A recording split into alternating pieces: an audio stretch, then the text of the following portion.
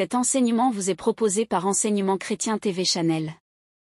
Que le Saint-Esprit te visite pendant que tu écoutes ce message. Et surtout n'oublie pas de t'abonner à la chaîne pour plus d'enseignements.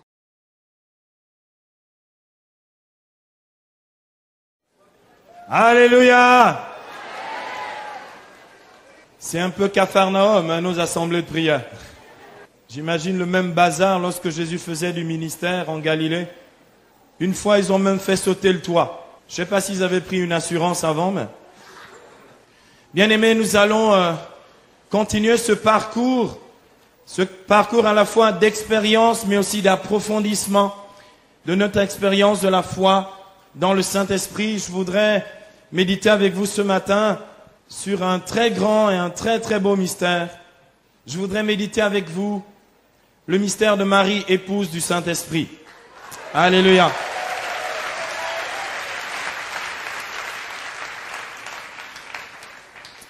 Je ne l'aurais pas fait il y a quelques années si j'étais resté pentecôtiste évangélique de la pure espèce, parce que pour moi les catholiques étaient à la fois des idolâtres, des papolâtres et des mariolâtres. Et j'ai cru longtemps, mais je crois qu'il n'y a pas plus sourd que celui qui ne veut pas entendre. J'ai cru longtemps en fait que la piété mariale ou le mystère de Marie dans le plan du salut était un rajout tardif de l'Église catholique. Et j'ai été quelqu'un de très très sévère et de très très dur.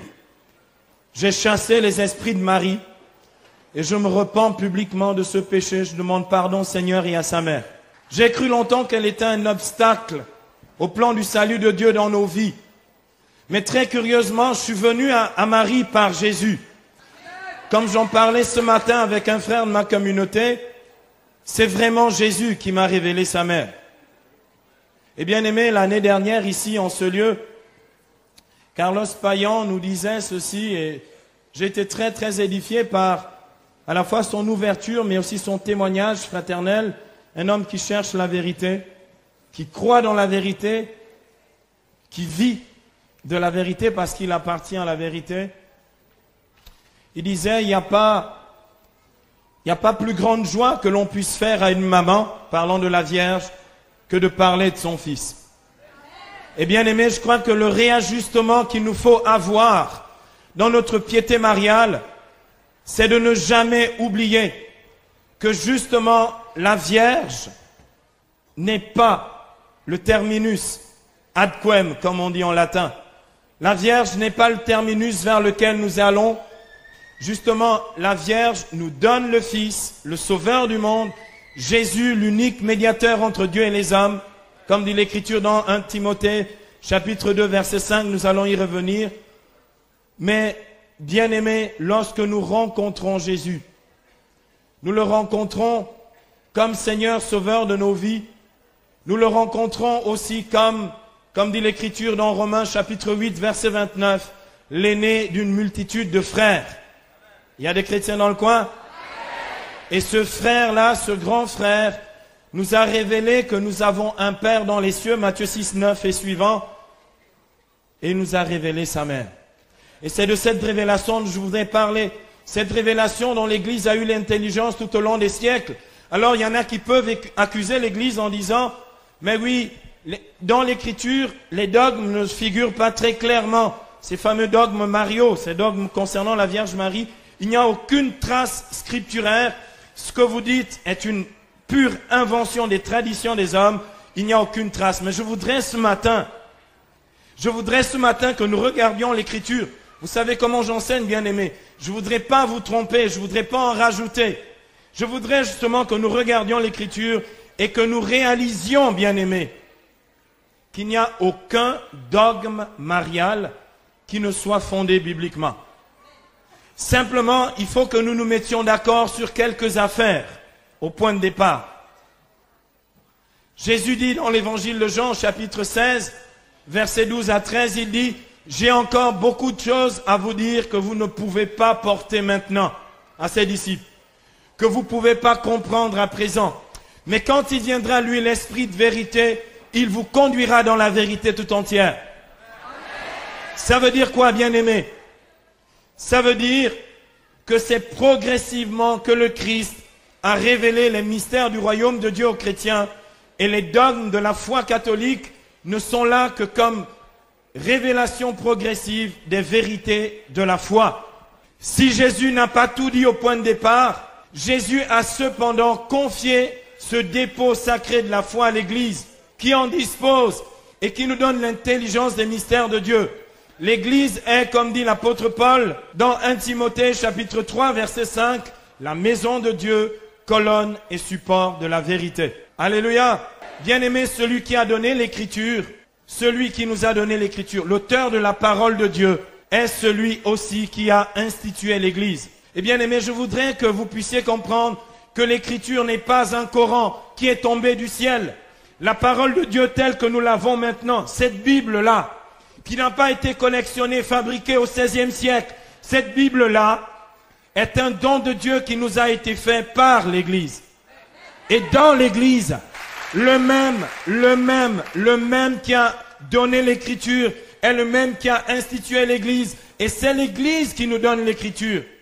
Je veux dire, bien aimé, ce livre-là, il ne s'est pas fabriqué tout seul. Ce livre a été canonisé par l'Église. Ça veut dire, il a été reconnu comme parole inspirée et authentique par l'Église.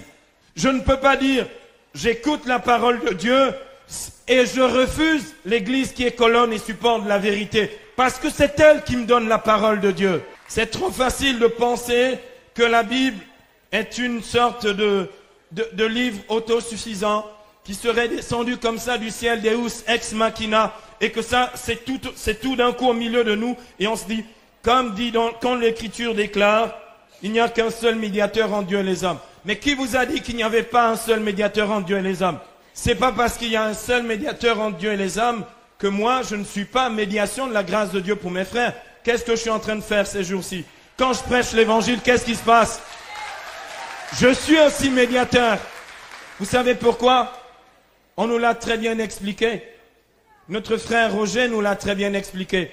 Nous sommes le corps du Christ. Dites-moi. Ça voudrait dire quoi? Ça veut dire que tous ici, nous sommes membres du corps du Christ et seule la Mère de Dieu, la Vierge Marie, ne serait pas membre de ce corps. Et qu'est-ce qui a donné ce corps à Jésus? Il y a des chrétiens dans le coin? Bien-aimés, vous et moi, nous ne serions pas là ce matin si cette petite fille de Nazareth n'avait pas dit oui au plan de Dieu. Aucun protestant de la terre ne serait chrétien aujourd'hui si cette femme n'avait pas dit oui à Dieu.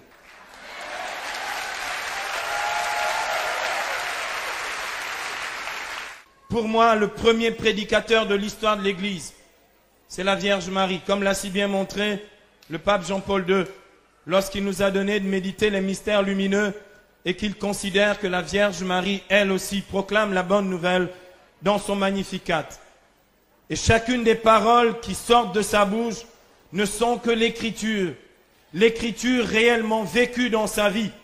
Et lorsque Jésus dit, qui est ma mère, ceux qui gardent la parole de Dieu et la mettent en pratique, eh bien, il confesse publiquement, Jésus, que Marie est vraiment sa mère, parce qu'elle écoute la parole de Dieu et la met en pratique. D'ailleurs, Dieu a honoré sa servante qui a obéi à sa parole. Élisabeth le reconnaît dans Luc 1,45 lorsqu'elle dit « Bienheureuse celle qui a cru, car tout ce qui lui a été dit de la part du Seigneur s'accomplira. » Amen. Et bien aimé, je voudrais que nous puissions ce matin plonger un peu plus dans ce mystère, que nous n'en restions pas à la superficie des guerres de clochers, puis il n'y a pas de guerre à faire. Je veux dire, on n'a pas à se disputer sur la Vierge. On l'accueille comme sa mère, ou on ne l'accueille pas. Mais il n'y a pas de motif, il n'y a pas de raison de se faire la guerre à cause de la Vierge Marie. Amen. Alléluia. Bien-aimé, la Bible déclare dans Galates, au chapitre 4, versets 4 à 6, « Quand vint la plénitude des temps, Dieu envoya son propre Fils, né de la femme, né sujet de la loi, pour affranchir les sujets de la loi et nous conférer l'adoption filiale. Et la preuve que vous êtes fils, c'est que le Père a répandu dans nos cœurs l'esprit de son Fils qui crie « Abba, Père ». Et bien aimé, il y a un lien. Il y a un lien entre l'incarnation du Verbe, sa venue dans le monde comme Seigneur et Sauveur du monde, Seigneur et Sauveur personnel de nos vies, la médiation de cette femme par laquelle il est venu au monde et le mystère de notre propre adoption filiale qui passe par la médiation de cette femme sans laquelle le Verbe de Dieu ne se serait pas fait chair. Et bien aimé, je ne peux pas réécrire l'histoire du salut. Je ne peux pas faire comme si cela n'existait pas. Je ne peux pas faire et mettre un blackout complet sur ce moment précis de l'histoire du salut qui fait que vous et moi, aujourd'hui, nous sommes rachetés. Il est absolument impossible de réécrire l'histoire du salut. On ne peut pas refaire ce que Dieu a voulu faire de cette façon-là. Et bien aimé, si j'accueille Dieu dans ma vie, je dois accueillir Dieu avec ses projets tels qu'il veut les réaliser et tels qu'il les a réalisés. Dieu a voulu sauver le monde par la médiation de cette femme. Et bien aimé, dans la plénitude des temps, et nous y sommes, Dieu a envoyé son propre fils né de la femme. La Bible déclare dans Jean chapitre 1er, verset 14, « Et le Verbe s'est fait chair et il a habité parmi nous, et nous avons contemplé sa gloire, cette gloire qu'il tient de son Père, comme Fils unique plein de grâce et de vérité. » Ce Verbe de Dieu plein de gloire et de vérité, celui qui nous a donné la grâce de Dieu, celui qui est l'auteur de la grâce, nous est venu et nous a été donné au monde par celle que je peux considérer comme la médiatrice de toute grâce parce qu'elle est devenue à ce moment-là la médiation de la grâce de Dieu pour chacun d'entre nous. C'est par elle, bien-aimé, que l'auteur de la grâce, le Christ Jésus notre Seigneur, est venu et est entré dans le monde. Amen. J'aimerais bien changer ça, mais je n'y peux rien. J'aimerais bien qu'il en soit autrement, comme ça. Au moins je ferais content mes frères pentecôtistes, évangéliques et protestants. Je n'y peux rien. Amen. Et bien aimé, le problème, la difficulté.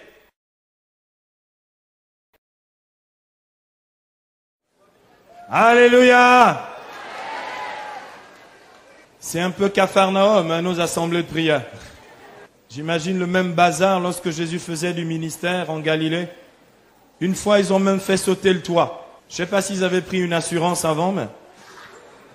Bien aimés, nous allons continuer ce parcours à la fois d'expérience, mais aussi d'approfondissement de notre expérience de la foi dans le Saint-Esprit. Je voudrais méditer avec vous ce matin sur un très grand et un très très beau mystère. Je voudrais méditer avec vous le mystère de Marie, épouse du Saint-Esprit.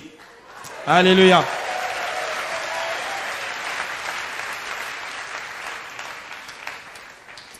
Je ne l'aurais pas fait il y a quelques années si j'étais resté pentecôtiste évangélique de la pure espèce, parce que pour moi les catholiques étaient à la fois des idolâtres, des papolâtres et des mariolâtres. Et j'ai cru longtemps, mais je crois qu'il n'y a pas plus sourd que celui qui ne veut pas entendre. J'ai cru longtemps en fait que la piété mariale ou le mystère de Marie dans le plan du salut était un rajout tardif de l'Église catholique. Et j'ai été quelqu'un de très très sévère et de très très dur. J'ai chassé les esprits de Marie et je me repens publiquement de ce péché. Je demande pardon au Seigneur et à sa mère. J'ai cru longtemps qu'elle était un obstacle au plan du salut de Dieu dans nos vies. Mais très curieusement, je suis venu à Marie par Jésus. Comme j'en parlais ce matin avec un frère de ma communauté, c'est vraiment Jésus qui m'a révélé sa mère.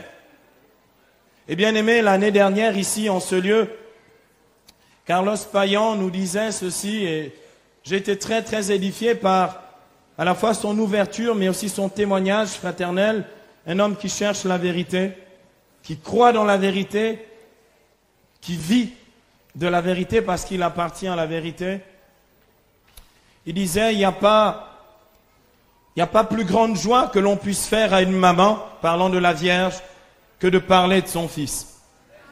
Et bien aimé, je crois que le réajustement qu'il nous faut avoir dans notre piété mariale, c'est de ne jamais oublier que justement la Vierge n'est pas le terminus ad quem, comme on dit en latin. La Vierge n'est pas le terminus vers lequel nous allons justement, la Vierge nous donne le Fils, le Sauveur du monde, Jésus, l'unique médiateur entre Dieu et les hommes, comme dit l'Écriture dans 1 Timothée, chapitre 2, verset 5, nous allons y revenir. Mais, bien-aimés, lorsque nous rencontrons Jésus, nous le rencontrons comme Seigneur Sauveur de nos vies, nous le rencontrons aussi comme dit l'Écriture dans Romains chapitre 8, verset 29, l'aîné d'une multitude de frères. Il y a des chrétiens dans le coin? Et ce frère-là, ce grand frère, nous a révélé que nous avons un Père dans les cieux, Matthieu 6, 9 et suivant, et il nous a révélé sa mère. Et c'est de cette révélation que je voudrais parler. Cette révélation dont l'Église a eu l'intelligence tout au long des siècles. Alors il y en a qui peuvent accuser l'Église en disant, mais oui, dans l'Écriture, les dogmes ne figurent pas très clairement. Ces fameux dogmes mariaux, ces dogmes concernant la Vierge Marie, il n'y a aucune trace scripturaire. Ce que vous dites est une pure invention des traditions des hommes.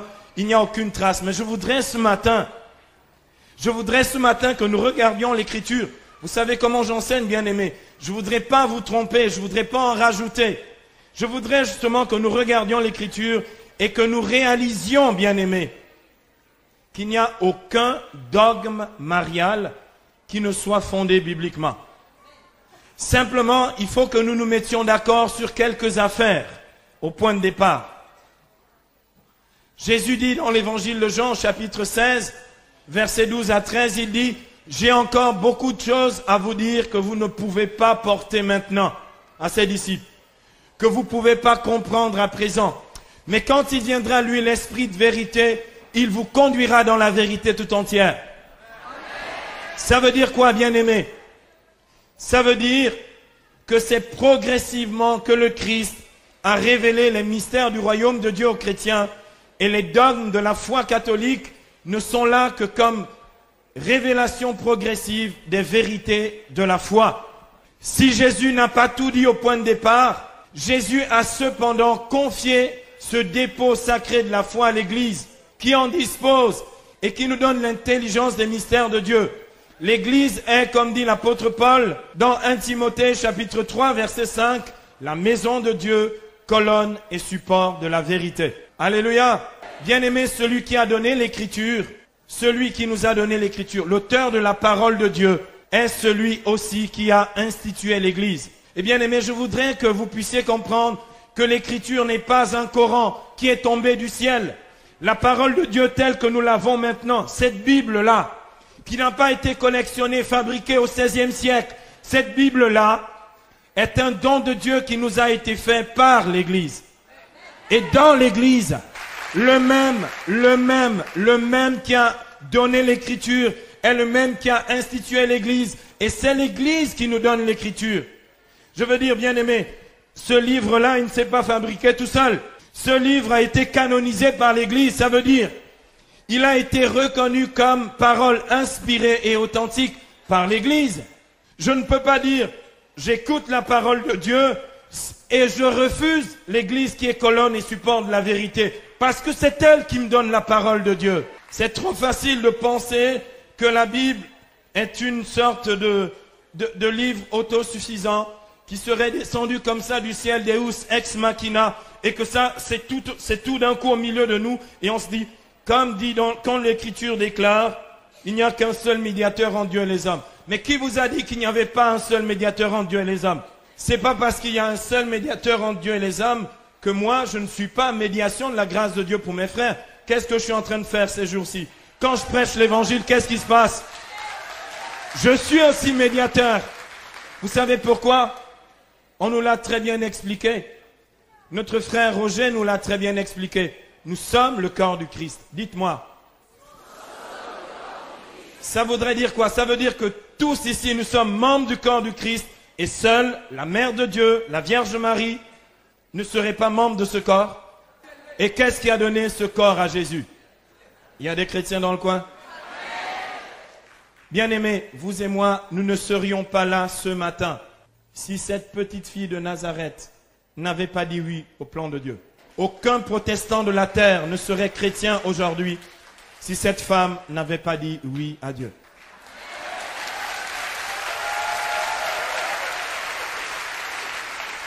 pour moi, le premier prédicateur de l'histoire de l'Église, c'est la Vierge Marie, comme l'a si bien montré le pape Jean-Paul II, lorsqu'il nous a donné de méditer les mystères lumineux et qu'il considère que la Vierge Marie, elle aussi, proclame la bonne nouvelle dans son Magnificat. Et chacune des paroles qui sortent de sa bouche ne sont que l'écriture réellement vécue dans sa vie. Et lorsque Jésus dit, qui est ma mère, ceux qui gardent la parole de Dieu et la mettent en pratique, eh bien, il confesse publiquement, Jésus, que Marie est vraiment sa mère, parce qu'elle écoute la parole de Dieu et la met en pratique. D'ailleurs, Dieu a honoré sa servante, qui a obéi à sa parole. Élisabeth le reconnaît dans Luc 1,45 lorsqu'elle dit, « Bienheureuse celle qui a cru, car tout ce qui lui a été dit de la part du Seigneur s'accomplira. » Amen. Et bien aimé, je voudrais que nous puissions ce matin plonger un peu plus dans ce mystère, que nous n'en restions pas à la superficie des guerres de clochers, puis il n'y a pas de guerre à faire. Je veux dire, on n'a pas à se disputer sur la Vierge. On l'accueille comme sa mère, ou on ne l'accueille pas. Mais il n'y a pas de motif, il n'y a pas de raison de se faire la guerre à cause de la Vierge Marie. Amen.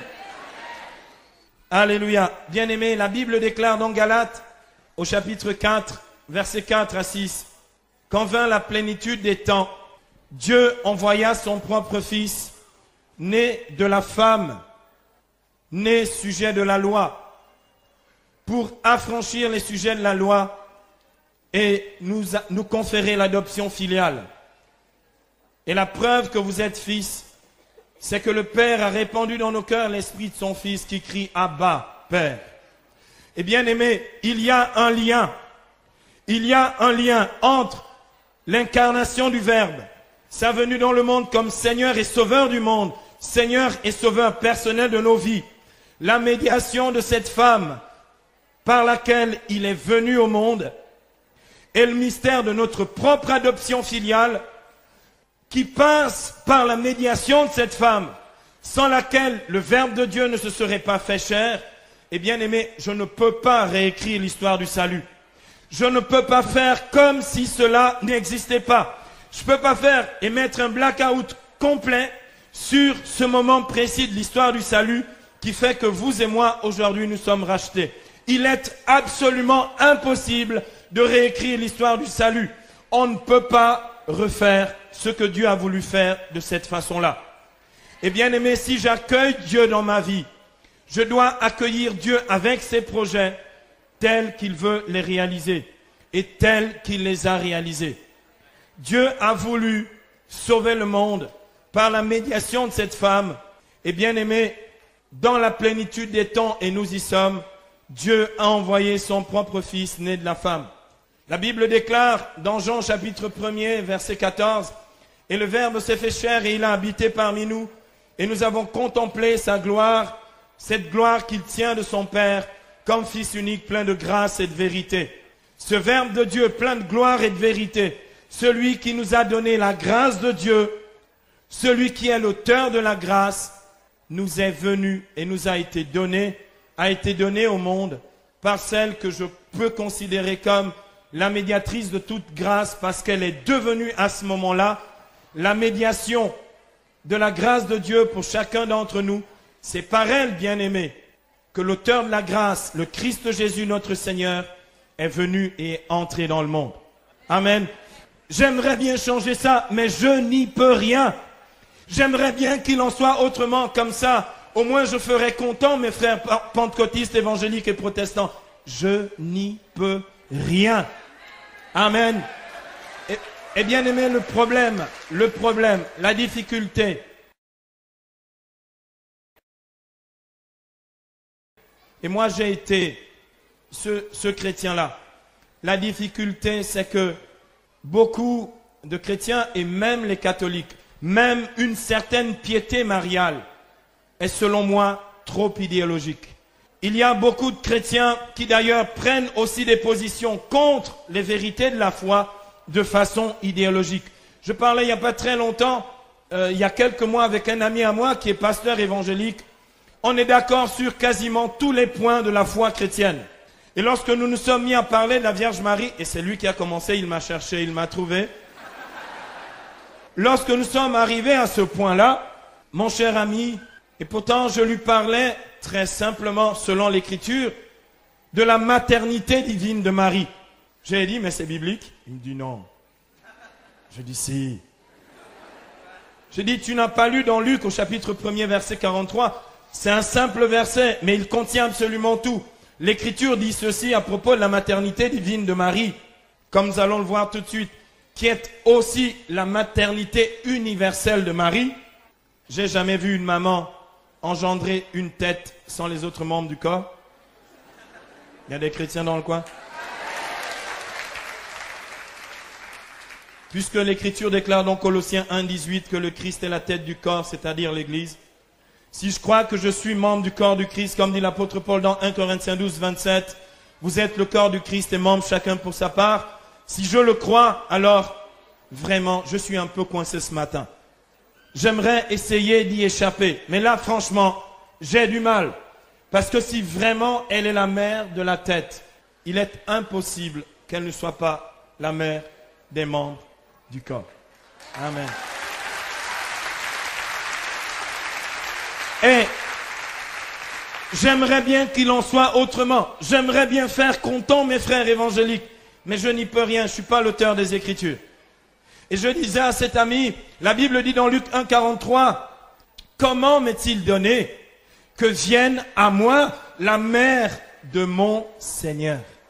Et n'est pas dit, comment m'est-il donné que vienne à moi cette dame-là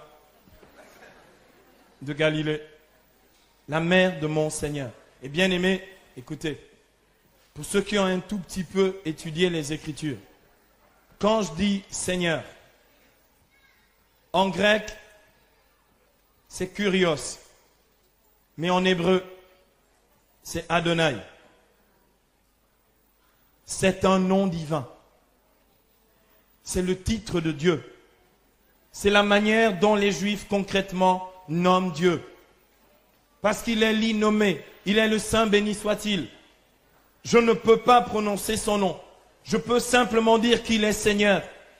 Et je reconnais Jésus comme, dit justement Philippiens 2,11, comme le Seigneur à la gloire de Dieu le Père. Et quand je dis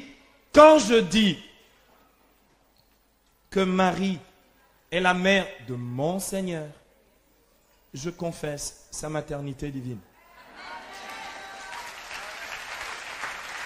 J'y peux rien. J'aimerais qu'il en soit autrement, mais j'y peux rien. J'aimerais faire content mes frères évangéliques, mais franchement, je ne suis pas l'auteur des Écritures.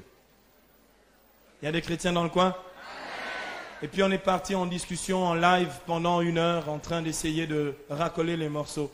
Je lui ai dit, pendant très très longtemps, j'ai lu le texte des noces de Cana, et j'y comprenais rien. Je croyais avoir compris. Et bien aimé, je sais qu'on y entre, dans ce mystère, on n'y entre que par révélation divine et par une véritable attitude d'humilité spirituelle. L'humilité spirituelle par rapport au mystère de Marie est la seule chose qui puisse nous libérer de toutes les formes d'idéologie sur ce mystère de la femme, de la nouvelle Ève, de la mère du Seigneur et Sauveur et notre mère. Amen. Je voudrais que maintenant nous puissions voir en 3 parties comment est-ce que l'Écriture nous enseigne sur le mystère de Marie. J'aimerais prendre 3 moments clés, 3 moments importants qui sont dans les Écritures. Le premier moment que nous allons voir maintenant, c'est l'annonciation ou la Pentecôte de Marie. Nous allons nous rendre compte, bien-aimés, c'est la première qui a fait l'expérience du baptême du Saint-Esprit et c'est elle, vraiment l'épouse du Saint-Esprit, qui peut nous enseigner ce qu'est la docilité au Saint-Esprit, ce qu'est l'écoute du Saint-Esprit, ce qu'est l'obéissance au Saint-Esprit, ce qu'est la fidélité à la parole de Dieu. Écoutez, franchement, je crois vraiment que la première pentecôtiste, c'est la Sainte Vierge. Alléluia! Alléluia. Premier point, l'annonciation ou la Pentecôte de Marie. Le deuxième point que nous allons voir, c'est la visitation ou le témoignage de l'Esprit. Nous allons aussi apprendre d'elle, comment témoigner dans l'Esprit. Et puis enfin, bien-aimés, nous allons voir le dernier point, les noces de Cana ou la manifestation de la gloire de Dieu. Je voudrais que nous puissions faire ce petit parcours biblique ce matin et voir qu'à chaque fois, derrière chacun de ces moments clés de la vie de Marie qui sont dans l'Écriture, il y a renfermé, il y a caché, mais en même temps révélé ce que Dieu nous dit sur le mystère de cette femme, la mère du Seigneur, la mère du Sauveur, notre mère. Et bien aimé, après ce moment-ci, nous allons tester réellement si la Vierge Marie est une pentecôtiste. Et nous allons voir si elle est capable de donner l'Esprit. Amen. Ah, j'aimerais vous raconter une petite histoire avant d'aller plus loin.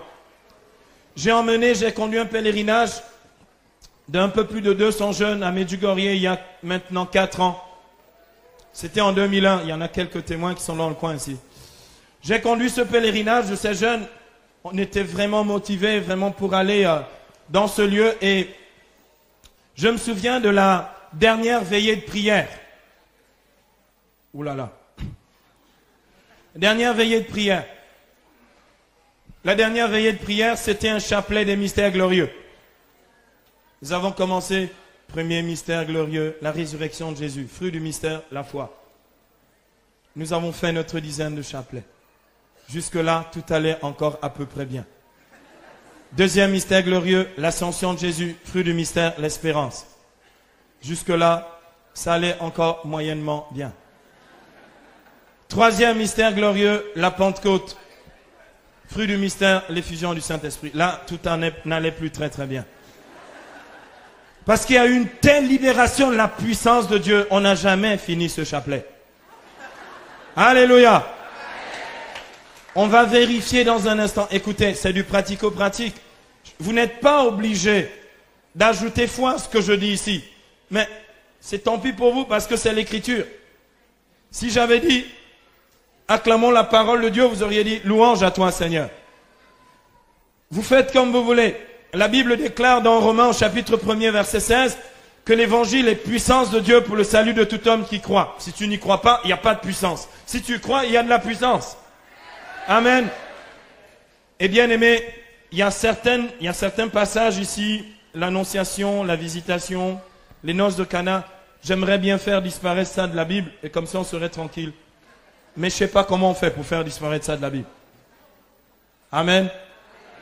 Eh bien, plongeons dans le mystère. L'annonciation, la Pentecôte de Marie. Bien aimé, dans le mystère, l'annonciation de Marie, on vérifie un certain nombre de choses. L'ange dit à Marie dans Luc 1, 28, tu peux être dans la joie de Dieu parce que tu es comblé de la grâce de Dieu. Je voudrais qu'on fasse un petit arrêt sur image. Vous et moi, nous aspirons à une plénitude de vie dans le Saint-Esprit. Et la Bible dit, dans Éphésiens 5, 18, cherchez dans l'Esprit Saint votre plénitude. Excusez-moi, mais cette plénitude-là, la Vierge l'a. Vous et moi, nous ne l'avons pas toujours. Elle l'a, et c'est Dieu lui-même par son ange qui le déclare à Marie. Tu es comblé de grâce.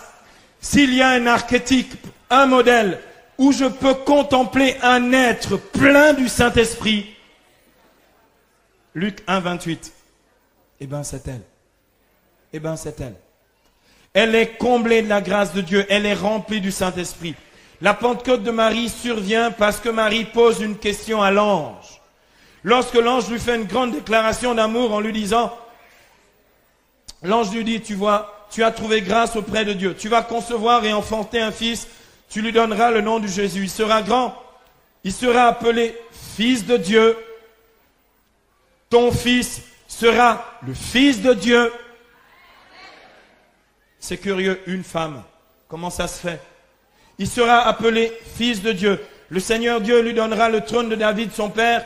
Il régnera sur la maison de Jacob pour des siècles. Et son règne n'aura pas de fin. Marie dit, c'est super.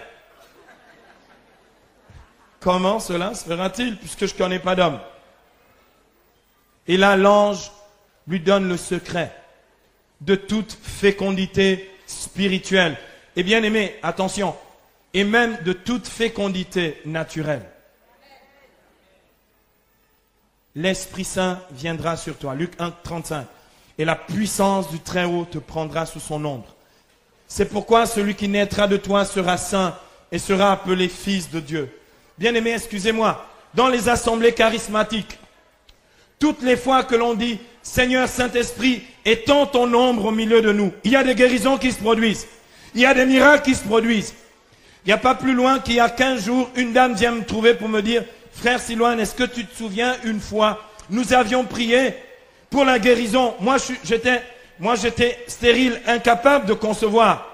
Ça faisait 3 ans et demi que j'étais marié. C'était impossible pour moi d'avoir des enfants. Nous avons prié dans l'Esprit Saint. La puissance de Dieu est venue en moi. Regarde, tu vois, mon ventre a poussé un tout petit peu. Alléluia.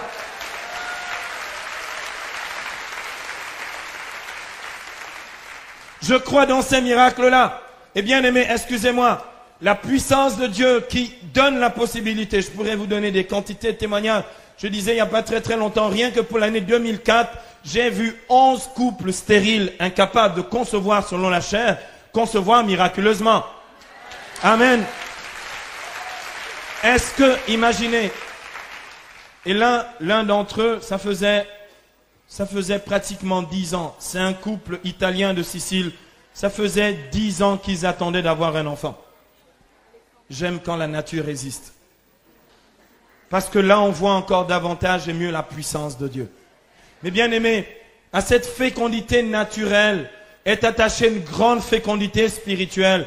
Cette fécondité spirituelle ne peut pas venir simplement de nos bonnes œuvres et de nos pratiques. Si elle est spirituelle, elle ne peut venir que de l'esprit.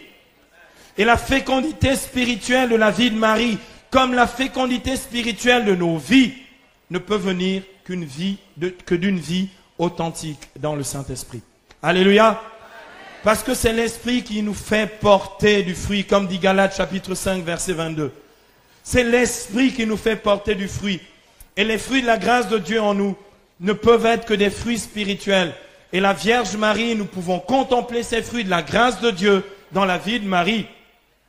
La douceur, l'humilité, la patience, la longanimité, la miséricorde, la maîtrise de soi, la serviabilité, comme nous allons le voir dans le deuxième point, puisqu'elle va rendre service à sa cousine Élisabeth dans le mystère de la visitation. Et tous les autres fruits de l'esprit, la joie, voyez-le dans le Magnificat, la joie, l'amour, la paix. Elle est même Regina Pacis. Elle est la reine de la paix. Alléluia. Eh bien aimé, excusez-moi, mais j'aimerais bien que nous puissions aller le plus loin possible ce matin dans ce mystère. Ce mystère de la Pentecôte de Marie, ce mystère de l'Annonciation, de quoi il nous parle profondément? Il nous parle d'un des dogmes les plus contestés de Marie, qu'est le dogme de l'Immaculée Conception. J'aimerais vous poser une question. Lorsque l'Écriture dit dans Éphésiens 1,4 que le projet éternel de Dieu pour vous et moi, c'est qu'il nous a tous élus dès avant la fondation du monde pour être saints et immaculés en sa présence dans l'amour, déterminant par avance que vous et moi, nous serions pour lui des fils adoptifs par Jésus-Christ. Dites-moi, Dieu a décrété de toute éternité que ce projet-là concernait toutes les créatures, sauf la Vierge Marie?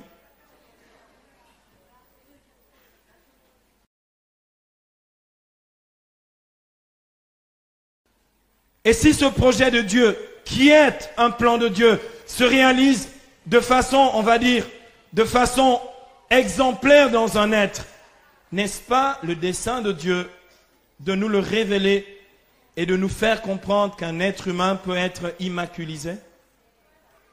Est-ce que ce que Dieu a fait dans un modèle, celle que nous appelons la nouvelle Ève, la femme, celle de Galates 4,4, et celle qui dans Jean 19, verset 27, est encore appelée par son fils, femme, voici ton fils, la nouvelle Ève, la mère des vivants. Pensez-vous que ce projet-là concernerait toute l'humanité sauf elle?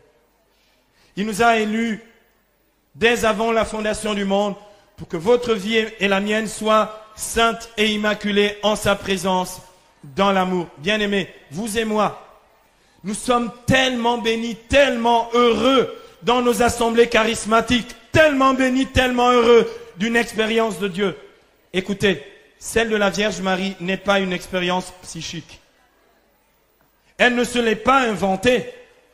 La Vierge Marie n'a pas dit « Je vais essayer un tout petit peu d'attirer le Saint-Esprit. Je vais essayer de contempler les anges. » Vous et moi qui avons quelques difficultés à voir les anges, elle voyait les anges.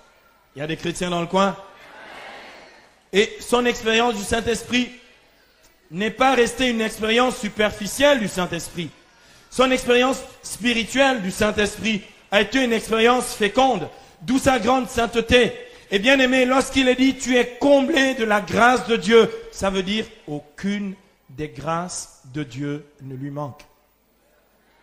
Et la première d'entre elles, c'est ce projet, ce premier projet de Dieu, ce projet éternel de Dieu, de nous voir saints et immaculés en sa présence, dans l'amour. Dans l'Ancien Testament, dans le livre du Cantique des Cantiques, ce dessein de Dieu se manifeste aussi dans les paroles du bien-aimé à l'épouse du Cantique des Cantiques, dans Cantique au chapitre 4, verset 7, où il est dit ceci, « Tu es toute belle, ma bien-aimée, et sans tache aucune. » Ça veut dire concrètement dans le texte, tu es immaculé. J'aime à croire et à voir dans l'Écriture. Lorsque Marie dit dans Luc 1,48, il a jeté les yeux sur son humble servante. J'aime entendre ce cantique 4,7 qui dit, et c'est les yeux de Dieu posés sur elle. Tu es toute belle, ma bien-aimée, et sans tache aucune. Dieu reconnaît en Marie cette grâce qu'il lui accorde, non pas à cause de ses mérites, ces grâces qu'il lui accorde à cause des mérites de la passion, de la mort et de la résurrection de Jésus. Ces grâces qu'il accorde par avance, parce que dans le mystère de Dieu, il n'y a pas de temps. Dieu sauve aussi bien ceux qui viennent après Jésus, après le mystère pascal, que ceux qui viennent avant Jésus, avant le mystère pascal. Et bien aimé, la Vierge Marie, vous savez ce qui se passe ici? Quand on se met à parler d'elle, l'enfer se déchaîne. Alléluia.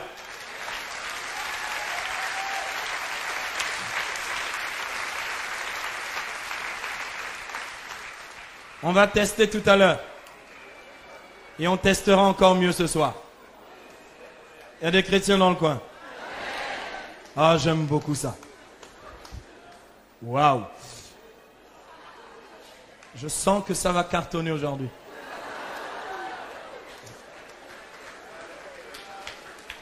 Elle est immaculée.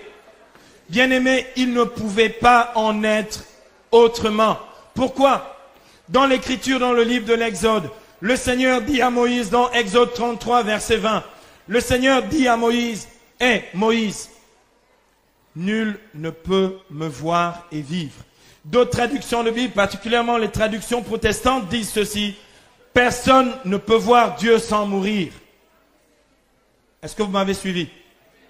Personne ne peut voir Dieu sans mourir. Eh bien aimé, excusez-moi, le voir.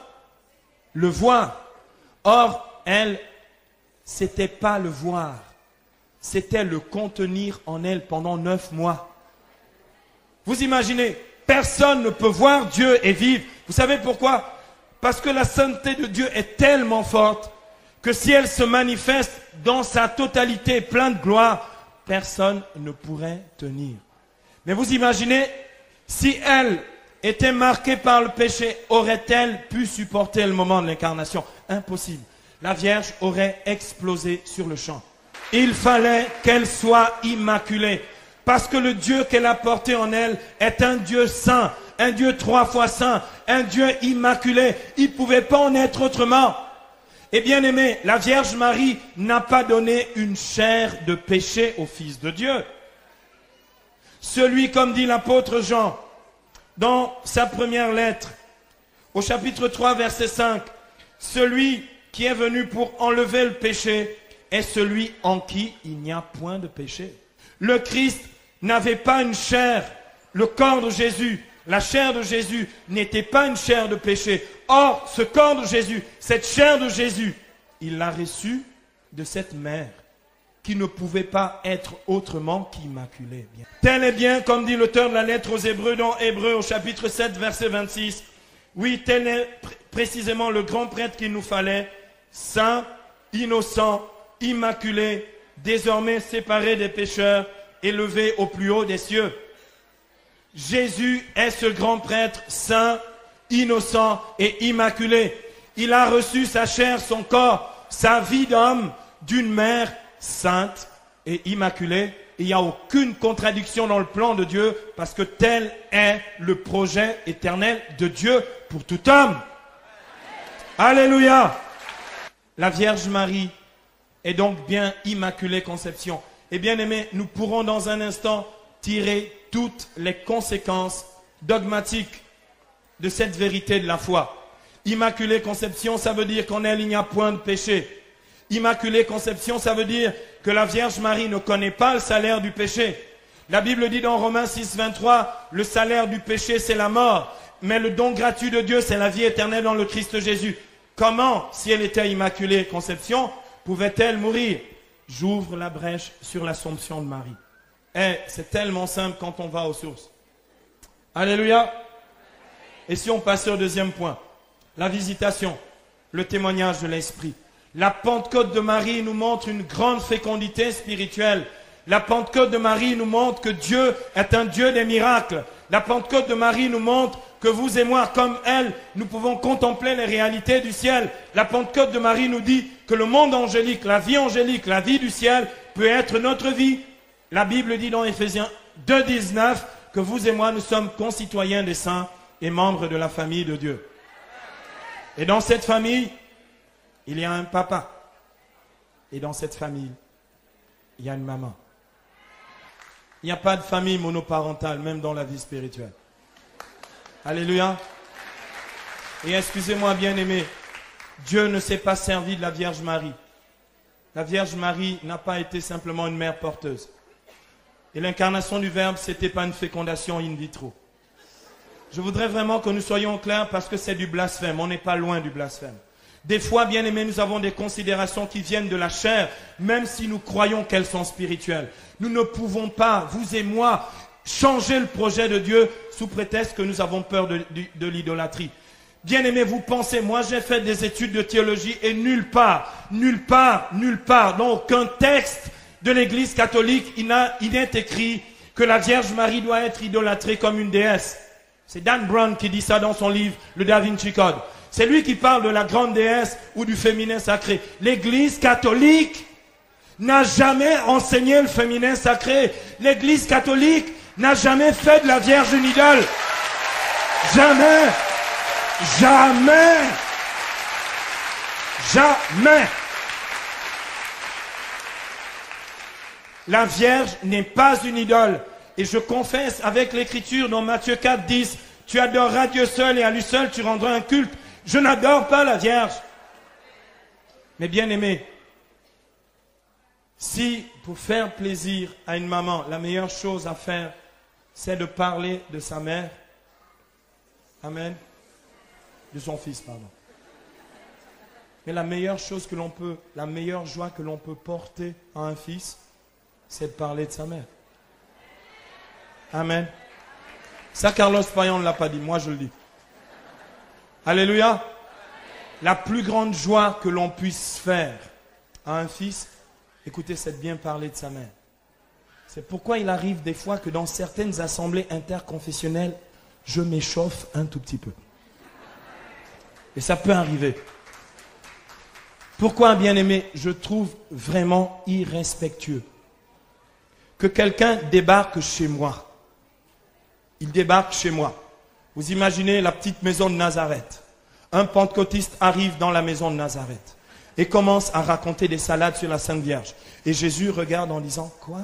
C'est ainsi que tu traites ma mère. Est-ce que vous imaginez Jésus être tranquille en disant, Ouais, c'est un frère en Christ. Jésus va d'abord lui refaire la doctrine biblique et va lui dire, ouvre les yeux, cesse d'être incrédule, deviens croyant. Amen.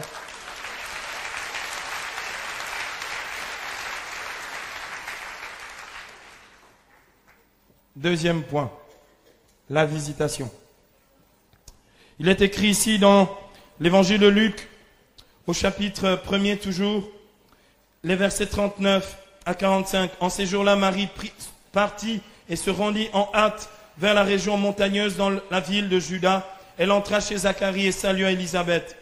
Et il advint dès qu'Élisabeth eut entendu la salutation de Marie, que l'enfant tressaillit en son sein, et Élisabeth fut remplie du Saint-Esprit. Curieux. L'idole des cathos communique le Saint-Esprit. Bizarre. Comment ça se fait? C'est ça le problème qui est intriguant, justement. Quand je débarque avec mes fringues, vous savez, c'est la dernière collection pour la saison prochaine. Quand je débarque comme ça avec mes fringues, les gens disent, dans les milieux évangéliques et protestants, ils disent, tu te sers de ce truc? Je dis oui, ça libère l'onction.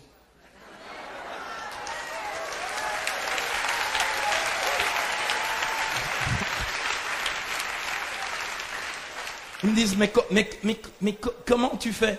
Je dis, je fais. Et je le fais même très très bien. Si la Vierge n'est pas dans le plan de Dieu, Dieu ne peut pas servir d'elle. Si elle est hors du plan de Dieu, c'est impossible de communiquer l'Esprit. Et justement, c'est ça qui intrigue. Mais il y a des fortes onctions chez vous les catholiques. Yes. Il y a même des miracles. Oh yes. Et vous priez en plus le chapelet. Absolument, mon frère. Et comment vous faites? Eh bien, on le fait. Et ça marche? Oh, mais absolument, puisqu'il y a des miracles. Alléluia.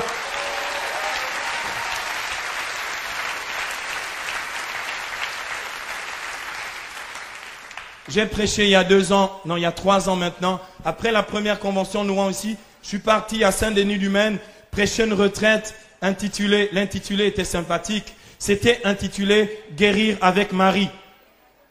Comme ce soir, vous allez voir comment ça se passe. Et, bah oui, écoutez, je peux faire de la doctrine, si ça ne fonctionne pas, c'est des bobards, c'est du bluff.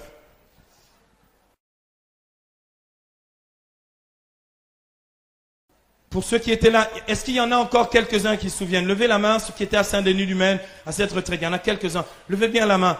Ok. Vous pouvez baisser la main. Il n'y a pas une seule journée où nous n'avons pas vu la puissance de Dieu et des guérisons. Par Marie. Pas une seule journée. Pas une seule journée.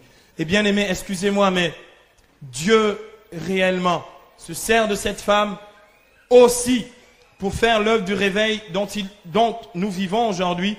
Et c'est curieux, la discrétion de Marie.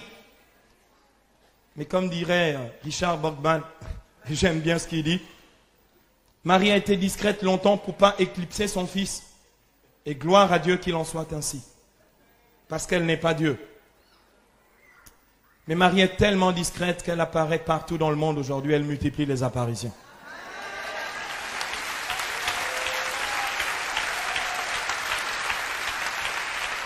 Alléluia. J'aime beaucoup ça. Il y en a qui disent, ouais, phénomène démoniaque. Au nom de Jésus. Marie, tu peux partir. Puis elle dit, si tu veux, je reviens quand tu veux aussi.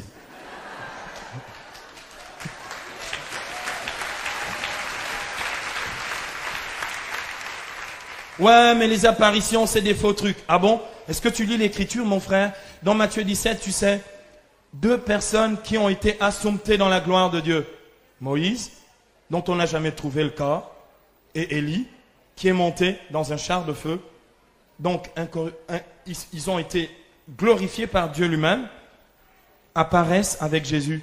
C'est curieux. Les apparitions sont même prévues dans Matthieu 17. Si ces gens-là qui ont été amis de Dieu, qui sont montés dans la gloire, apparaissent auprès de Jésus, Pourquoi la Vierge ne pourrait-elle pas apparaître? Il y a des chrétiens dans le coin aussi.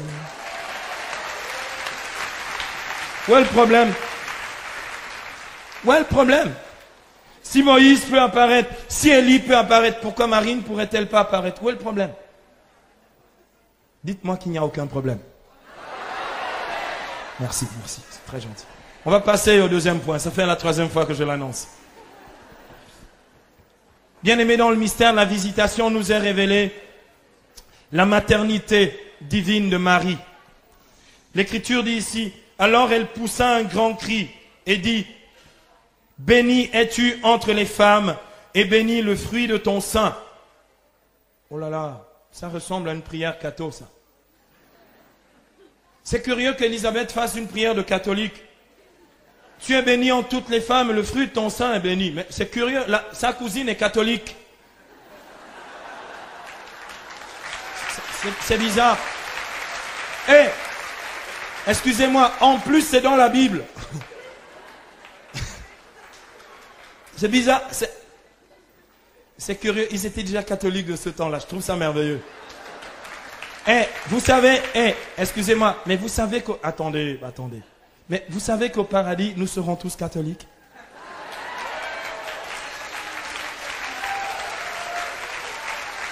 Je vais mieux m'expliquer. Au paradis, il n'y aura que des catholiques. Là, les applaudissements se font un peu moins retentissants. En fait, non, attendez, bien-aimés, excusez-moi, je vous comprends. Je comprends votre souci de l'unité de l'Église. Mais justement, vous ne m'avez pas bien compris. Au paradis, il y aura tout le monde, c'est ce que ça veut dire.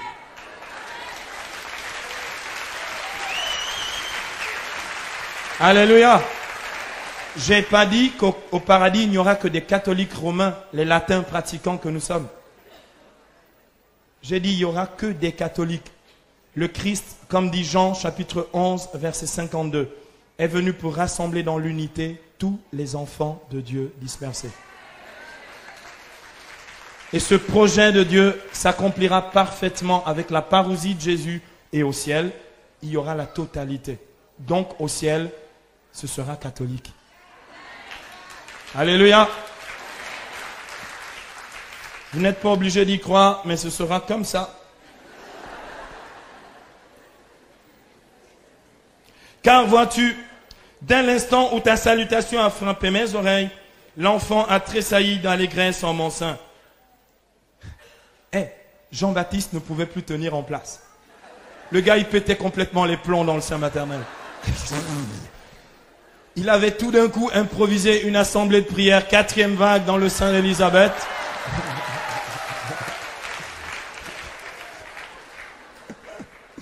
Vous allez voir, ça va chauffer ce soir. Oui, bienheureuse celle qui a cru. Bienheureuse celle qui a cru. En l'accomplissement de ce qui lui a été dit de la part du Seigneur. Bien-aimés, justement, ce passage de l'Écriture nous parle de la maternité divine de Marie. L'Écriture est très très claire sur la maternité divine de Marie. Ce passage de, justement, Luc 1, 43, qui nous dit qu'elle est la mère du Seigneur, nous parle clairement de sa maternité divine. Alors, un petit point de doctrine chrétienne, pour être très clair. Nulle part dans l'Écriture et dans la doctrine chrétienne, il est dit que Marie est la mère du Père. Amen. Nulle part il est dit qu'elle est la mère de l'Esprit. Ok? Elle est la mère du Fils. Elle est la mère du Fils. En qui, comme dit Colossiens chapitre 2 verset 9, habite corporellement la plénitude de la divinité. Si ce Fils est réellement Dieu, celui en qui, dans la chair, habite pleinement la divinité, je ne peux pas ne pas dire qu'elle est la mère du Fils de Dieu. Donc, si elle est la mère du Fils de Dieu, le Fils est de même nature que le Père, nous dit Hébreux chapitre 1, versets 2 à 3. Jésus est le resplendissement de la gloire du Père et il est l'icône de sa propre substance, de sa propre nature. Il est Dieu né de Dieu. Il est Dieu engendré du Père. Et bien aimé, excusez-moi, si il est Dieu, éternellement Dieu, même dans la chair, même incarné, la mère de ce Dieu-là, le Fils, mérite le titre de mère de Dieu.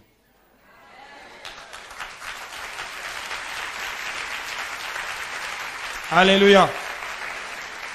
Et on n'a pas attendu le 16e siècle pour se poser des questions. Les premiers chrétiens dès la fin du 2e siècle la vénéraient déjà comme mère de Dieu. Et au 5e siècle, ils en avaient tellement marre qu'il y en ait encore dans la chrétienté qu'ils ne comprennent pas, qu'ils en ont fait le premier dogme marial de l'histoire de l'Église. En 431, les chrétiens sont sortis dans la rue et ils ont commencé à crier « Mère de Dieu, Mère de Dieu, Mère de Dieu, Mère de Dieu ». Ils ont fait une manif. La manif était tellement forte, les évêques ont eu la trouille, ils l'ont proclamé Mère de Dieu.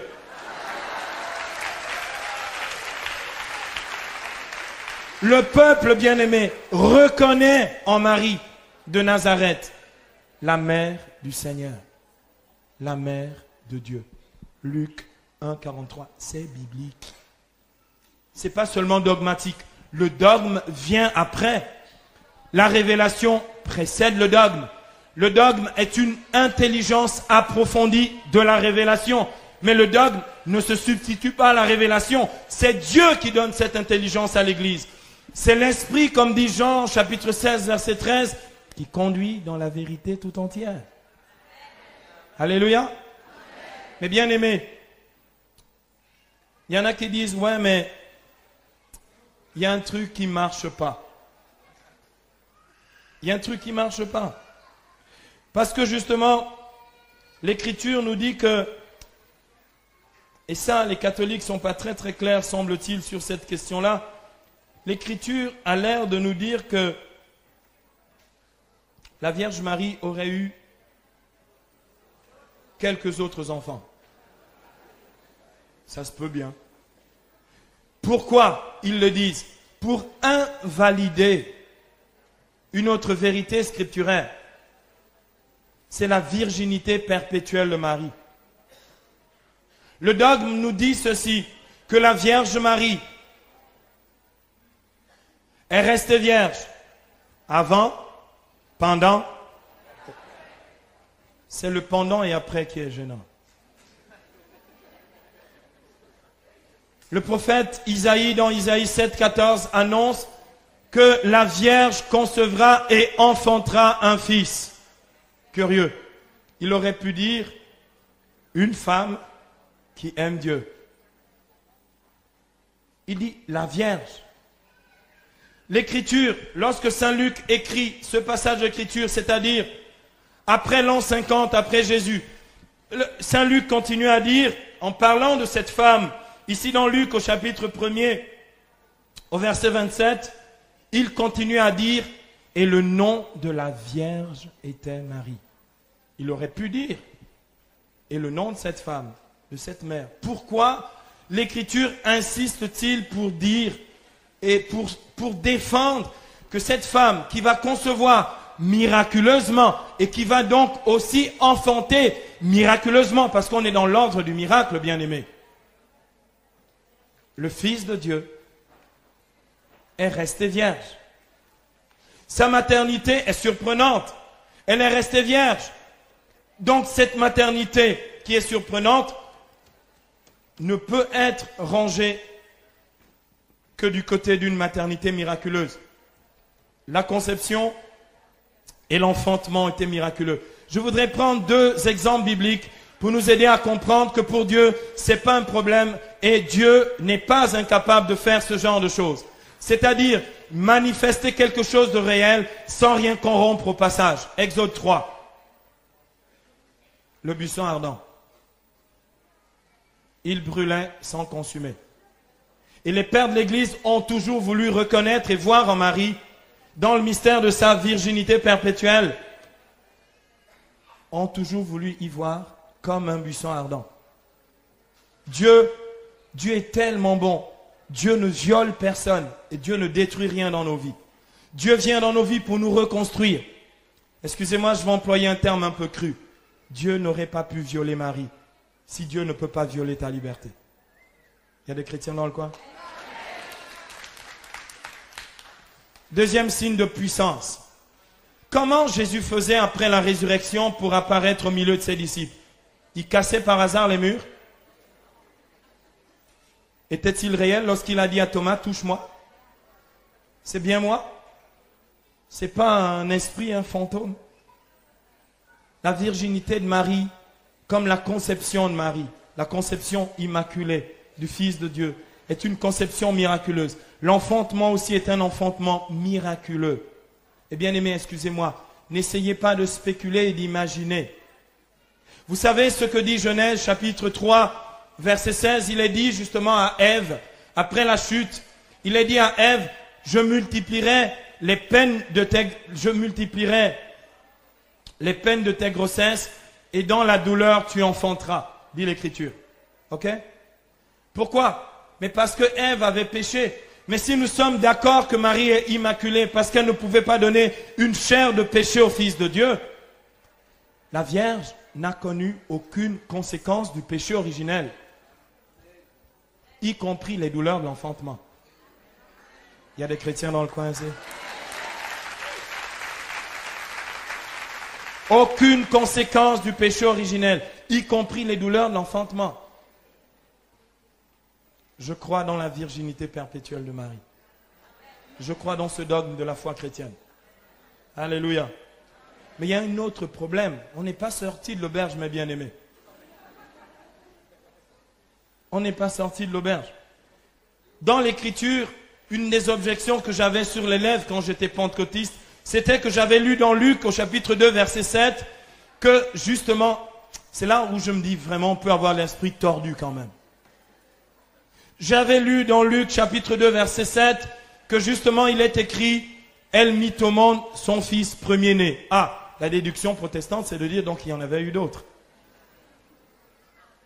Donc on ne peut pas dire qu'elle est restée vierge puisqu'elle en a eu d'autres. Si on dit le premier est, eh bien, ok, d'accord, on accorde, le premier c'était miraculeux. Ce fils premier-né, comment ça se fait? Donc il y en a eu d'autres. Ah oui, mais d'ailleurs, oh, mais attendez, mais vous lisez pas les Écritures. Dans l'évangile de Matthieu, on va aborder un sujet assez brûlant. Dans l'évangile de Matthieu, justement,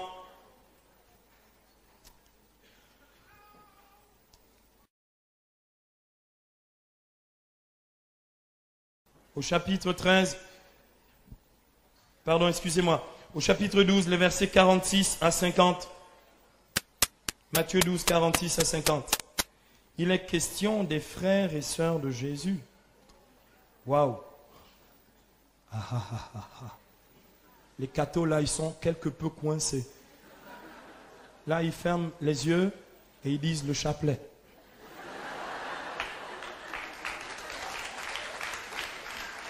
Parce que le pire de l'évangile de Matthieu, c'est qu'il y a même des noms, frères et sœurs.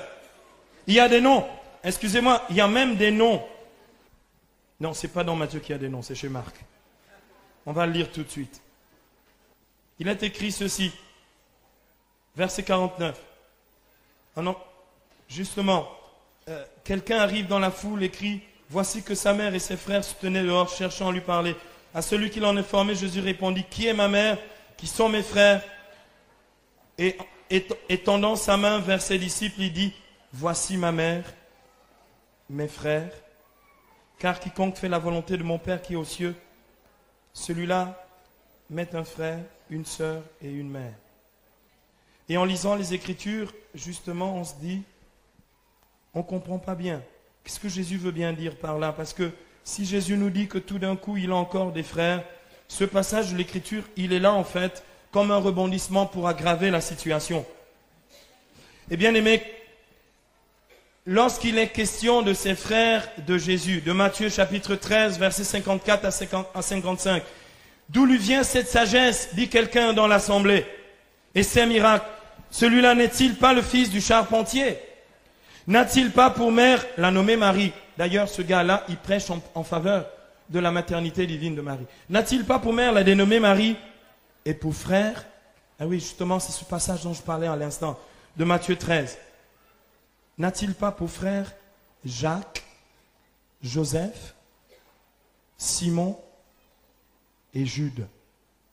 Et ses sœurs ne sont-elles pas toutes parmi nous? Alors là, vraiment, on est mal. Hein? En plus, il y a des noms. Là, on est carrément mal, parce qu'on se dit, mais c'est pas possible. En plus, il y a des noms. Elmitomonte, son fils premier-né. Il y en a eu d'autres. Leurs noms sont dans l'écriture, Matthieu 13, 54 à 55. La preuve est là. Frère, as-tu lu correctement toutes les Écritures? Il est dit, quelques chapitres plus loin, dans Matthieu chapitre 27, versets 55 à 56. Vous pouvez aller vérifier, quelle que soit la Bible chrétienne, quelle que soit la traduction de Bible. Vous trouvez ça dans la Louis II et dans quelques autres Bibles. Il est écrit dans Matthieu 27, 55 à 56, il y avait là, près de la croix de Jésus, de nombreuses femmes qui regardaient à distance. Celle-là même qui l'avait suivi depuis la Galilée et le servait entre autres, écoutez bien, le nom des femmes. Il y avait entre autres Marie de Magdala que nous avons fêtée hier. Marie, ensuite Marie, mère de Jacques et de Joseph. Waouh, mais j'ai trouvé déjà ces noms-là quelque part. J'ai vu quelque part dans Matthieu chapitre 13, versets 54 à 55, que la dénommée Marie avait pour enfants Jacques et Joseph. Mais ici, dans Matthieu 27, on ne cite pas Simon et Jude en plus. C'est qui cette autre Marie? Vous la retrouvez dans un autre évangile parallèle, dans le chapitre 19 de l'évangile selon Saint Jean, verset 25. Cette femme est la cousine de Marie. Elle s'appelle Marie, femme de Cléophas, dont les enfants étaient Jacques, Joseph, Simon et Jude. Dans Jean 19, 25, or près de la croix de Jésus se tenaient sa mère et la sœur de sa mère. Le même épisode que dans Matthieu 27, 55 à 56. La sœur de sa mère, Marie, femme de Cléophas, et Marie de Magdala. Les deux noms de ces deux Maries dont il est question précédemment dans Matthieu 27, 55 à 56. Les enfants de Marie, de cette Marie-là, les cousins et cousines de Jésus, ce sont les enfants de la cousine de Marie, une certaine Marie qui était la femme de Cléophas. Et ses enfants sont clairement Jacques et Joseph, les cousins de Jésus. Oh, le cousin!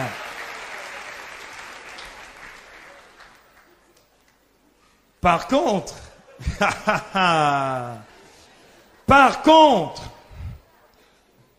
écoutez, quand on ne lit pas l'écriture, on peut raconter vraiment des salades. Hein. C'est incroyable. Hein. Et en plus, on se croit intelligent. Et on se croit même rempli de l'esprit quand on dit ces choses-là. Par contre, la maternité de Marie, oui, s'étend à toutes les générations. La maternité de Marie est la maternité de la mère du Fils de Dieu, qui est la tête du corps de l'Église. La maternité de Marie s'étend sur tous les membres du corps de Christ. Oui, vraiment, Marie a eu d'autres enfants. Oui, vraiment, Marie a d'autres enfants. Oui, vous et moi, nous sommes les enfants de Marie.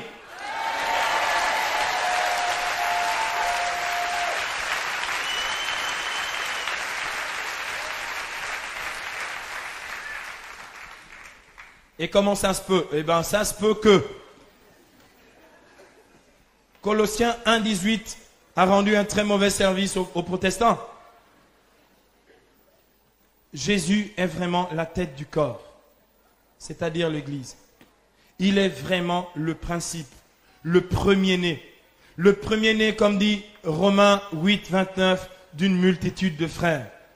Il est vraiment le premier-né, dans le sens où il est vraiment le premier engendré d'une multitude de frères. Et bien aimé, ici, je pourrais, mais pendant très très longtemps, avec l'écriture à l'appui, mais il faut que je rentre dans mon timing, et il faut que l'on prie, il faut qu'elle démontre réellement qu'elle est la mère de Dieu en ce lieu, et qu'elle est notre mère en ce lieu.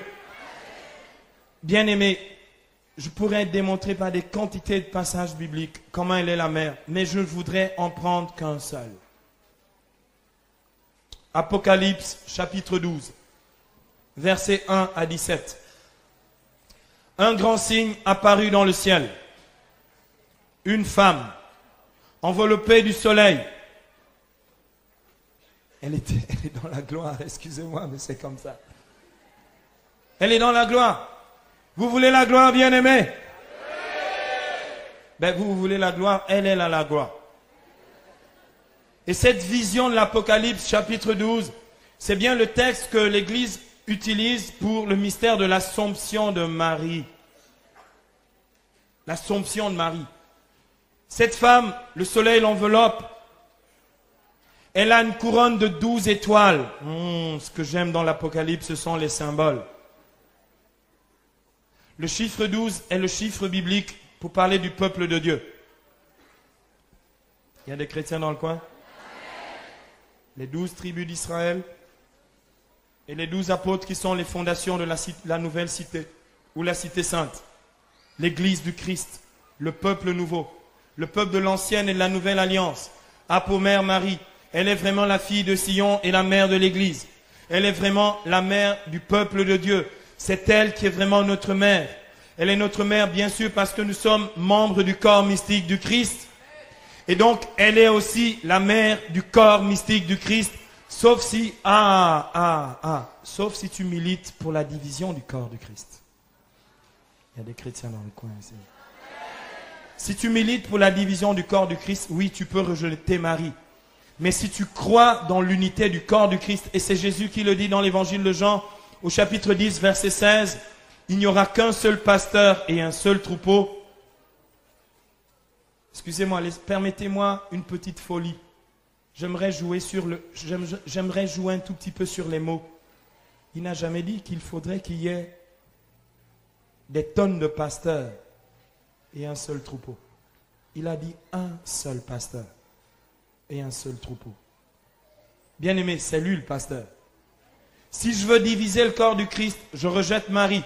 Et c'est évident que ce point, cette pierre d'achoppement qu'est Marie, est un point de division du corps du Christ, alors que ça devrait être le lieu de l'unité du corps du Christ. Le lieu de l'unité du corps du Christ. Le lieu... Écoutez, c'est curieux. Et je ne comprends pas les cathos qui tout d'un coup, comme vous savez, des enfants dont on a mal parlé de leur maman, quand ils arrivent quelque part au milieu de leurs potes, ils en ont honte. Ils baissent la tête. Ils disent, ouais, puis, vous savez, unité à deux balles en se disant, ouais, mais je ne vais pas parler d'elle parce que je risque de vexer les autres. Je suis désolé. Tu rejettes Marie, tu divises le corps du Christ. Marie est vraiment un principe spirituel. Je dis bien spirituel, d'unité du corps du Christ. Et bien aimé, il est évident, et là, écoutez, c'est pas de la théologie ou de la spiritualité à deux balles un peu superficielle. Je voudrais que chacun d'entre nous essaye d'aller le plus profond dans ce mystère et tirer les conséquences théologiques et spirituelles de ce mystère. Elle est vraiment un principe spirituel, l'unité du corps du Christ. Tant qu'elle manquera dans l'unité, il n'y aura pas d'unité. Il n'y aura pas d'unité. Il n'y aura pas d'unité.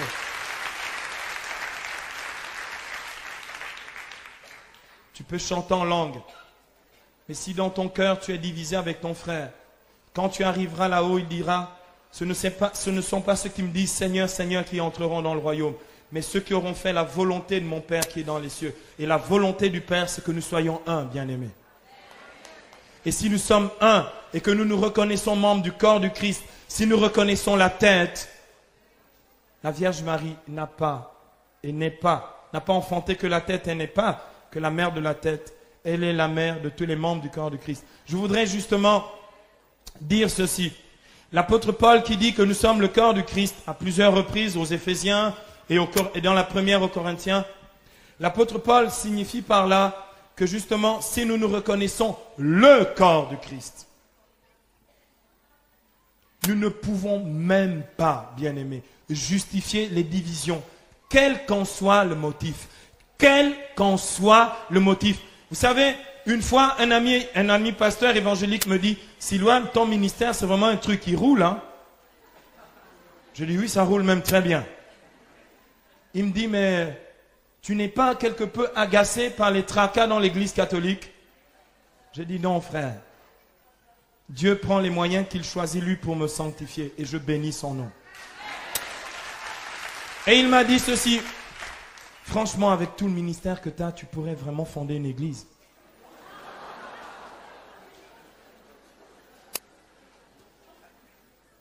J'ai dit, frère, tu n'as pas lu l'écriture.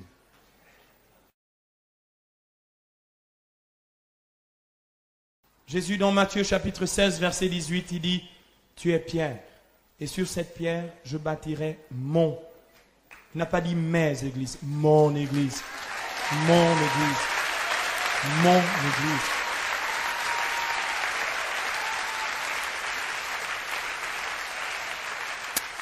Et les puissances de la mort n'auront aucun pouvoir sur elle. J'aime beaucoup ça. Alléluia. C'est l'église du Christ. Ce n'est pas l'église des individus. Dans Apocalypse chapitre 12 verset 17, la parole de Dieu nous dit ceci, bien-aimés. Furieux contre la femme. Furious contre la femme. Bien-aimés, c'est un vieux litige qui date de Genèse chapitre 3 verset 15. Un vieux litige. On dirait chez moi en Afrique, des vieux palabres. Qui date de Genèse 3,15. Je mettrai une hostilité entre toi et la femme, entre sa descendance et ta descendance, démon. Tu lui mordras le talon de temps en temps, mais elle t'écrasera la tête, l'ami.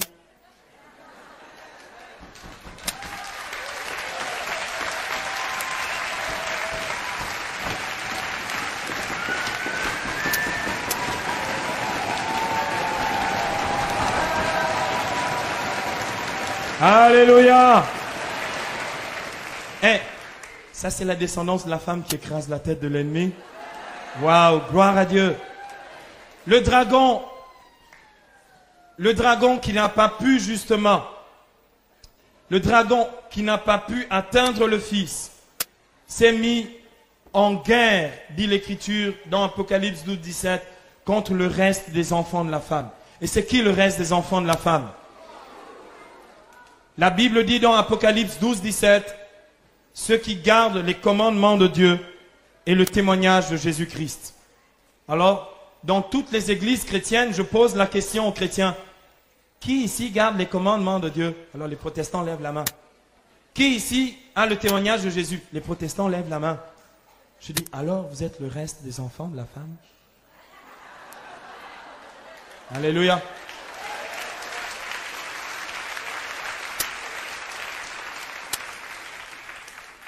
Ouais, mais tu sais, Silouane, lorsqu'il est question de la femme dans l'Apocalypse, il est question de l'Église. Ouais, mon gars, tu peux faire comme tu veux. Mais c'est curieux que cette femme-là de l'Apocalypse enfante un fils, un garçon, tout d'un coup, qui est le berger de toutes les nations. Vous en avez un autre berger? Qu'est-ce qu'il a dit dans Jean 10? Je suis le bon berger. Vous en connaissez un autre? Curieux. Salut le reste des enfants de la femme, comment allez-vous?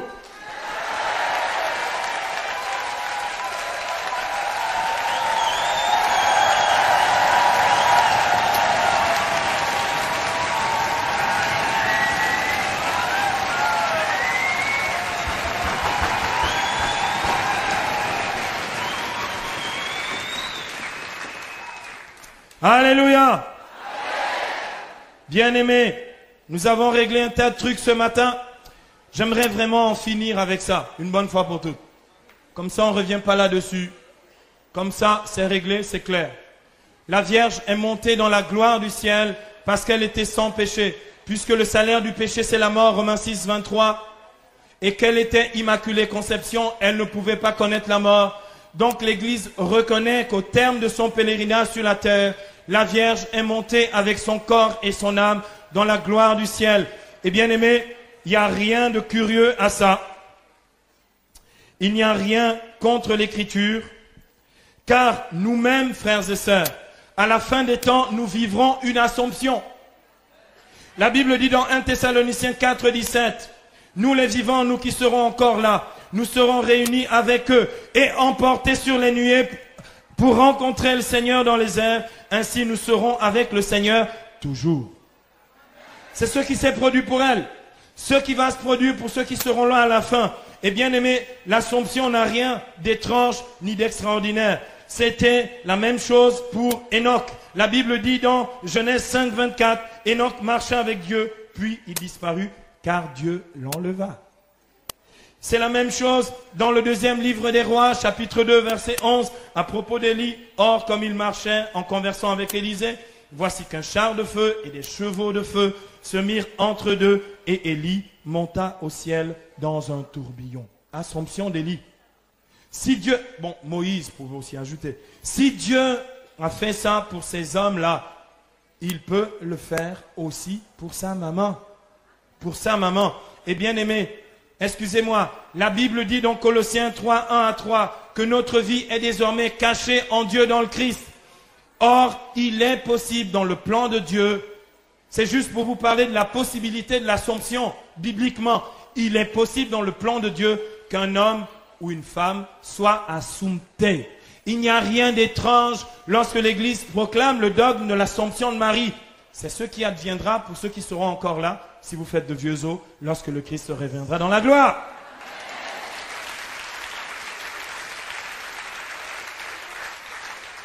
Accordez-moi encore 5 minutes. Enfin, donc les noces de Cana ou la manifestation de la gloire. Dieu a glorifié Marie en lui donnant la gloire qu'elle mérite comme mère de Dieu. Écoutez, au ciel, écoutez, franchement, vous avez le roi des rois assis sur son trône. Vous avez le fils du roi, Jésus de Nazareth. Vous pensez vraiment que s'il y a le roi des rois, le Père éternel, le Fils bien-aimé du Père, il va dire, ok, la Vierge, tu m'as bien servi, tu n'étais qu'une mère porteuse. Mais quand tu arrives au paradis, surtout, tiens-toi le plus loin possible de moi parce que je n'ai rien à faire avec toi. C'est comme ça que quelques-uns interprètent les noces de Cana. Vous vous souvenez, moi je lisais comme ça quand j'étais protestant. Est-ce que vous vous souvenez, lorsqu'il n'y a plus de vin à Cana et ce soir on va boire à gogo et la Vierge va intercéder pour ça, lorsque dans les noces de Cana, je ne sais pas si vous vous souvenez, bien-aimés, il n'y a plus de vin, verset 3. Verset 4, Jean chapitre 2, verset 4, la mère de Jésus lui dit, ils n'ont plus de vin. Et là Jésus répond, femme, que me veux-tu? Mon heure? Ok. Je vais vous dire comment, lorsque j'avais l'esprit tordu, j'interprétais. Avec mon esprit tordu, je disais, Jésus est en train simplement de dire, voyez, c'est la preuve qu'il n'a rien à faire avec elle. Jésus était, semble-t-il, en train de dire, mêle-toi de tes affaires, ne t'occupe pas. Qu'y a-t-il entre toi et moi? Mêle-toi de tes affaires. Jésus n'était pas en train de mépriser Marie, lui qui nous dit dans l'Écriture d'honorer notre Père et notre Mère. Il ne pouvait pas l'humilier publiquement et il n'était pas en train de le faire. Il n'était pas en train de l'écarter, de l'éjarter. Il était simplement en train de parler du moment de sa manifestation. J'ai prêché la Pentecôte l'année dernière avec le pasteur avec le pasteur Jean-Louis Jaillet à Saint-Ouen à Paris. Jean-Louis Jaillet a dit un truc assez intéressant, théologiquement juste. Jean-Louis Jaillet, il a beaucoup évolué dans sa prédication de ce point de vue-là. Il a dit, la Vierge Marie a enfanté 2 fois son fils. Je dis, c'est génial. La première fois pour le donner au monde et la deuxième fois à Cana de Galilée pour le pousser dans le ministère. Alléluia. Et c'est ce qui se passe ici. Lorsqu'il dit à sa mère, mon heure n'est pas encore venue, il lui dit, je ne peux pas commencer le ministère, je n'ai pas encore le signal du Père. Et nous savons bien que quand il est question de l'heure de Jésus dans l'évangile de Jean, c'est l'heure de sa passion. Jean chapitre 13, verset 1. Quand l'heure fut venue de passer de ce monde à son Père, ayant aimé les siens qui étaient dans le monde, il les aima jusqu'au bout. Jean 17, 1, Père, l'heure est venue, glorifie ton Fils. Quand il est question de l'heure de Jésus, il est question de l'heure de sa manifestation dans la gloire. Et Jésus se manifeste glorieux à Cana. Jean chapitre 2, verset 11, il manifesta sa gloire et ses disciples crurent en lui. Je pose la question à tout chrétien, quelle qu'en soit la dénomination. Si elle n'était pas dans le plan de Dieu, comment ça se fait qu'il a fait le miracle? Comment ça se fait qu'il a fait le miracle? Comment ça se fait que si elle n'avait rien à voir avec le plan de Dieu, c'est fonctionné à Cana? Il y a des chrétiens dans le coin. Non, il y a quelque chose de beaucoup plus profond. Il est question ici, bien-aimé, il ne s'agit pas de mettre de côté Marie, il est question de mieux que ça. Il est question de la collaboration de Jésus et de Marie, ce que nous, les catholiques, nous appelons la médiation maternelle et universelle de Marie. Je vais vous expliquer ce que ça veut dire. En grec, dans le texte, Jésus dit ceci, et c'est difficile à traduire. La traduction « que me veux-tu, femme » n'est pas, selon moi, la plus précise. En grec, c'est « ti emoi kaisoi ». Ok, ceux qui ont des dons d'interprétation des langues pouvaient interpréter. « Ti emoi kaisoi », ça veut dire « qu'en est-il pour toi et pour moi? Mon heure n'est pas encore venue ». Ça veut dire quoi? Je traduis en français courant. Que pouvons-nous faire maintenant, maman? Mon heure n'est pas encore venue. Que pouvons-nous faire maintenant? Il s'agit de la collaboration, de la médiation participée de Marie à l'unique médiation de Jésus qui est l'unique médiateur entre Dieu et les hommes. Et bien aimé, ce mystère est tellement profond qu'aujourd'hui encore, j'aurai des centaines de références bibliques à vous donner ici, qu'aujourd'hui encore, comme vous et moi, nous sommes médiateurs de la grâce de Dieu pour nos frères lorsque nous prions et intercédons. Eh bien, nous disons à Marie, à la fin du Je vous salue Marie, prie pour nous pauvres pécheurs, maintenant et à l'heure de notre mort. Amen. On peut acclamer le Seigneur.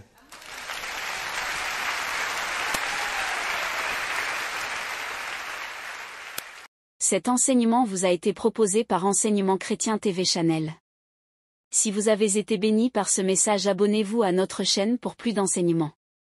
Que Dieu vous bénisse.